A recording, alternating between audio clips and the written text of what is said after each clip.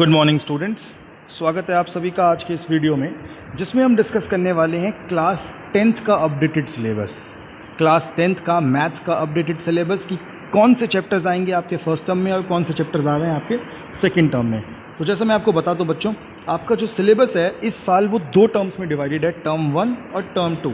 जो first term है उसके अंदर आपका 50 मार्क्स का पूरा सिलेबस है, 50 मार्क्स का एग्ज़ाम है, जिसमें 10 मार्क्स का आपका इंटरनल असेसमेंट है और 40 मार्क्स का एग्ज़ाम पेपर है। और ऐसे ही आपका सेकेंड टर्म में है तो टोटल आपका 100 ही रहेगा, लेकिन वो 2 टर्म्स में डिवाइड हो जाएगा। तो शुरू करते हैं। आपका सबसे पहला जो नंबर सिस्टम्स है वो आएगा आपका 6 मार्क्स का। और नंबर सिस्टम्स कौन सा होता है? वो आपका रैशनल नंबर वाला जो चैप्टर होता है, फर्स्ट चैप्टर रैशनल नंबर्स जो है वो नंबर सिस्टम में आता है। फिर आपका जो एलजेब्रा है वो 10 मार्क्स का है, कोऑर्डिनेट ज्योमेट्री 6 मार्क्स की, ज्योमेट्री का चैप्टर आएगा 6 मार्क्स का, ट्रिग्नोमेट्री 5 मार्क्स की, मेंसुरेशन का जो चैप्टर है 4 मार्क्स का, इन स्टैटिस्टिक्स एंड प्रोबेबिलिटी में से एक चैप्टर आएगा आपका 3 मार्क्स के लिए।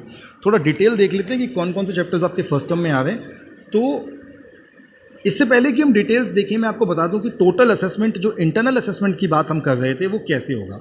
इंटरनल असेसमेंट में आपका जो पीरियोडिक टेस्ट है उसके मार्क्स लगेंगे आपके आउट ऑफ 3। यानी कि अगर जो भी आपका इंटरनल असेसमेंट का टॉपिक है आपको मैम देंगी, उस इंटरनल असेसमेंट के टॉपिक में से पीरियोडिक टेस्ट लिए जाएंगे। हो सकता है वो चैप्टर का हो सकता है वो यूनिट टेस्ट की फॉर्म में लिया जाए। 3 टेस्ट पूरे साल में लेंगे, जिसमें से बेस्ट ऑफ 2 का सिलेबस लगाया जाएगा। फिर अलग अलग तरीके से आपकी मल्टीपल असेसमेंट भी होगी, क्विज हो गया, आपका कोई पोर्टफोलियो हो गया, प्रोजेक्ट हो गया, असाइनमेंट हो गया। तो वो जो भी आपको मिलेगा वो मल्टीपल असेसमेंट में आएगा, वो 2 मार्क्स का। फिर पोर्टफोलियो आपसे पूरे साल पर बनवाया जाएगा अलग अलग एक्टिविटीज़ का, वो 2 मार्क्स का। और स्टूडेंट एनरिचमेंट एक्टिविटी यानी कि प्रैक्टिकल का जो काम आपको मैम देंगी या आपके सर देंगे, वो 3 मार्क्स का होगा। टोटल अगर आप सबको ऐड कर देंगे तो 10 मार्क्स आपके फर्स्ट टर्म के और 10 मार्क्स आपके सेकेंड टर्म के, टोटल 20 मार्क्स आपके इंटरनल असेसमेंट के होंगे, जिसके मार्क्स आपके खुद के हाथ में हैं। बस आपको रेगुलर पढ़ाई करके और ये 10 मार्क्स पूरे लेके आने हैं।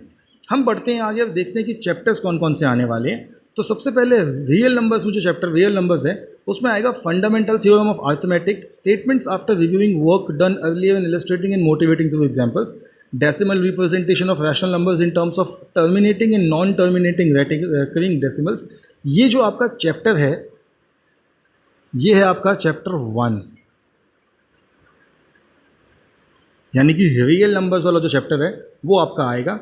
सेकंड आपका जो चैप्टर है पॉलिनोमियल्स, इसमें चैप्टर 2 पॉलिनोमियल्स। फिर pair of linear equations in 2 variables, यानी कि 2 चर वाले रैखिक समीकरण, ये बनेगा आपका चैप्टर 3। ये भी आपका फर्स्ट टर्म में है, यानी कि पहले 3 चैप्टर आपके फर्स्ट टर्म में हैं। फिर बढ़ते हैं कोऑर्डिनेट ज्योमेट्री की तरफ। तो कोऑर्डिनेट ज्योमेट्री है आपका चैप्टर नंबर 7।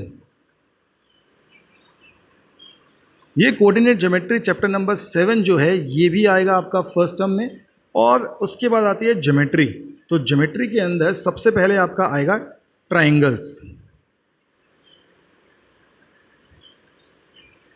ट्राइंगल्स में सबसे पहले definitions, counter examples of similar triangles, ये जो ट्राइंगल्स वाला चैप्टर है ये आपको आएगा।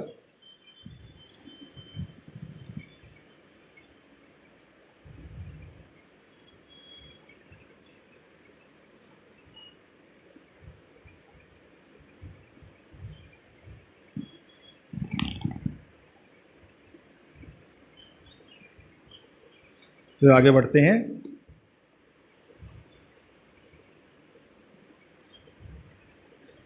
इंट्रोडक्शन टू ट्रिग्नोमेट्री, यानी कि आपका चैप्टर नंबर 8,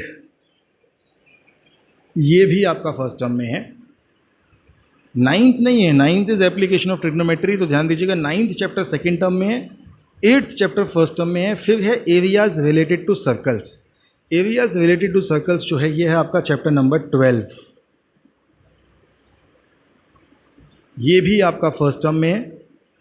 फिर हम आगे बढ़ते हैं और अगला देखते हैं स्टैटिस्टिक्स एंड प्रोबेबिलिटी। तो स्टैटिस्टिक्स एंड प्रोबेबिलिटी में से सिर्फ प्रोबेबिलिटी आपको आएगा, जो कि आपका चैप्टर 15 है। ये आपके फर्स्ट टर्म के चैप्टर्स हो गए, ध्यान से देख लेंगे आप।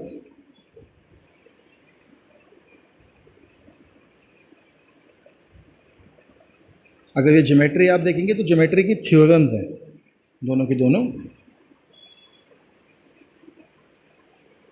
और सिमिलर ट्राइंगल्स के ऊपर आपको क्वेश्चंस आ सकते हैं। फिर सेकेंड टर्म में हम मूव करते हैं, सेम चीज़ें सेकेंड टर्म में भी है, चैप्टर्स चेक कर लेते हैं कौन कौन से सेकेंड टर्म में। सबसे पहला आएगा क्वाड्रेटिक इक्वेशंस, जो कि है आपका चैप्टर नंबर 4।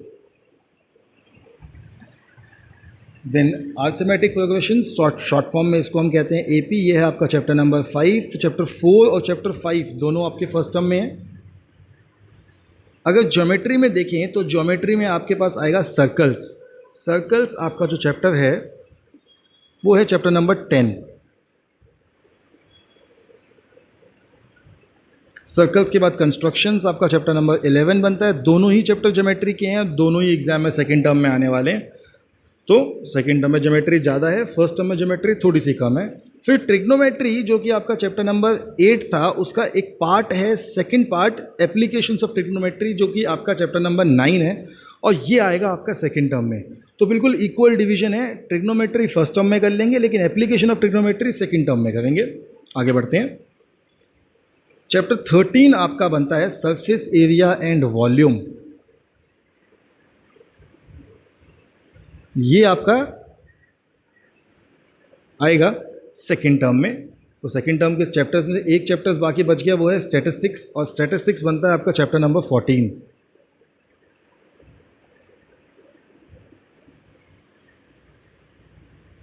क्योंकि प्रोबेबिलिटी हमारी फर्स्ट टर्म में आ गई थी तो स्टैटिस्टिक्स सेकेंड टर्म में आ गया।